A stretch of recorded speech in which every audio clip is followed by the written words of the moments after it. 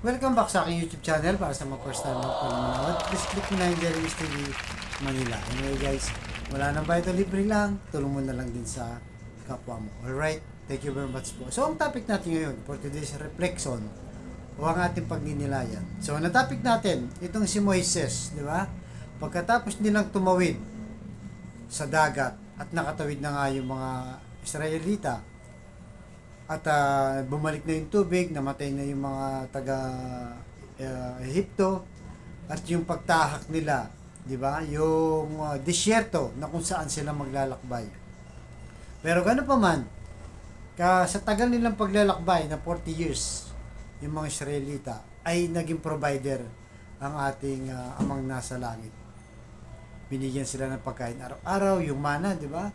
Yung tubig, lahat ng kanilang kailangan pinagkaloob sa kanila para lang nila maitawid ang kanilang paglalakbay papuntang lupang pangako o yung promised land na Israel. So dito pinapakita na ang ating amang nasa langit ay hindi lang siya provider. Isa rin siyang tunay na Diyos na kailangan nating sambahin, di ba?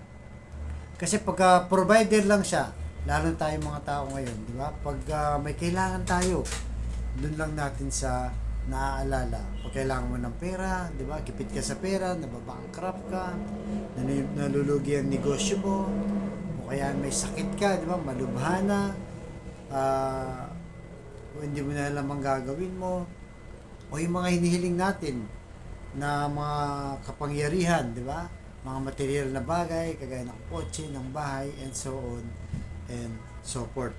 So, hindi naman kasi sa Santa Claus, guys, na pagka binigyan ka ng regalo, okay na. Kahit di na kayo magkita ni Santa Claus, okay na yon dahil naibigay na yung regalo mo. Hindi naman siya ganun. So, higit pa dyan, ang ating Diyos ay higit pa sa regalo sa mga pangangailangan natin. Ang importante ay yung meron tayong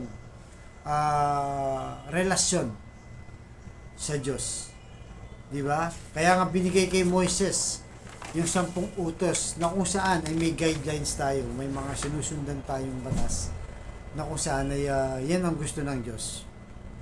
Pero sa lahat ng sinabi niya sa 10 Commandments, di ba 10 yan, yung 10 Commandments na yan, dahil nga siya banal at kailangan meron siyang standard, kaya nagbigay siya ng 10 utos na kailangan nating sundin.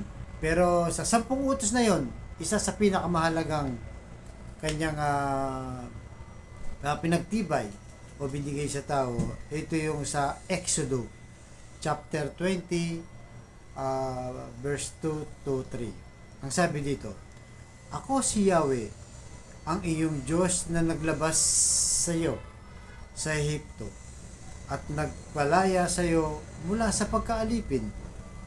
Huwag kang sasamba sa ibang Diyos maliban sa akin. So yun guys, di ba? Napatunayan niya na talagang Diyos siya na naglabas sa mga Ehipto doon sa kanila at papuntang lupang pangako. So kaya nga nung nilabas sila, hindi sila pinabayaan. Pinakain sila, pinoproteksyonan sila, at gumawa siya ng mga malalaking miracle, mga milagro, kagaya nga ng paghati ng tubig sa dagat, 'di ba? Kaya nga ang gusto niya dito ay yung sambahin natin siya. Kasi pagka sinabi mo ako lang ang sasambahin mo, lalo na sa panahon natin ngayon. Yung iba kinukonekta to sa rebulto, 'di ba? Huwag kang sasamba ng rebulto, parang Katoliko ang pinapatukoy.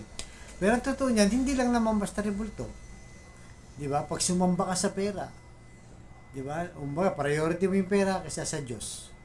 Mas pinaiiral mo yung pera kaysa sa paggawa ng mabuti o maging makatao ka. Sa kapangyarihan, ganun din, di ba? Minamahal mo, sinasamba mo yung kapangyarihan mo. Kung counselor ka, mayor, congressman, gobernador, senador, o presidente. Di ba? Ginagawa mo yan o talagang yung kapangyarihan mo yan ay inaabuso mo. Kahit maapakan ng tao, diba? Nilalait mo, kahit anong gusto mo, kahit hindi tama, labag sa batas, ginagawa mo. Di ba? sa pagsamba sa mga bagay na nakakapanglamang ng tao. Kaya mahigpit niyang sinabi na siya lang ang tanging sambahin natin. Huwag yung mga bagay na nakikita natin na kung saan ay masisira lang ang ating buhay. Dahil di ba pagka tayo mga tapong maayos ang buhay natin, maluwag, nakakalimot tayo. Sa Diyos, di ba, ginagawa na natin ang sarili nating diskarte. Kaya sinasabi nito sa pinag-aaralan natin, sambahin natin ang Diyos. Higit sa lahat. Higit sa lahat. Diba? Pera, kayamanan, karangyaan, kapangyarihan, lahat yan guys. Wala yan. Dapat priority natin si Lord, yung pamilya natin. Alam naman natin kailangan naman yung mga material na bagay dahil sa physical na katawan natin guys. Pero wag lang sosobra na masigit pa yung pagmamahal mo sa mga bagay na to kesa sa ating Panginoong Yesus. Kaya sa kapatid natin nanonood sa aking vlog na may matinding karamdaman, problema sa pamilya at problema rin sa pinansyal, sabayin mo ko sa napakasimpleng dasal. Kung ikay maniwala at magtiwala na ang Diyos lang ang sasambahin mo, wala ng iba. At anumang iyong hihilingin sa pangalan ng ating Panginoong Yesus ay tsakin pagkakaloob sa tamang panahon. So tayo manalangin, Lord. I-bless niyo po ang kapatid namin nanonood sa aking vlog na malubha na po ang karamdaman. Stage 4 cancer na, Lord. Tinangingin po ang kanyang buhay. Haplusin niyo po, Lord, ang iyong mapagpagaling na kamay. Tanggalin niyo po ang kanyang karamdaman para sa kanyang pamilya. Yakapin niyo ng mahigpit. At ganoon din po sa pamilyang nagkakagulo, nagkasira-sira, nagkakaaway-away dahil sa hindi pagkakaunawaan. Hipuin niyo po, Lord, ang kanilang mga puso na manumbalik ang magandang relasyon at magkapatawaran kung ano mang kasalanan kanilang nagawa sa isa't isa. At pagbigkis-bigkisin niyo po muli. Ganon din po sa financial, Lord, na kailangan namin lahat, lalo na po yung kapatid namin walang-wala, Lord. Ultimo pambili ng 1 kilo ng bigas, iniisip pa, pinoproblema pa kung paano itatawid, makakain lang ang kanyang pamilya. Pambaon ng mga bata at pambili ng gamot. I-bless niyo po ang aming hanap buhay para sa aming pamilya.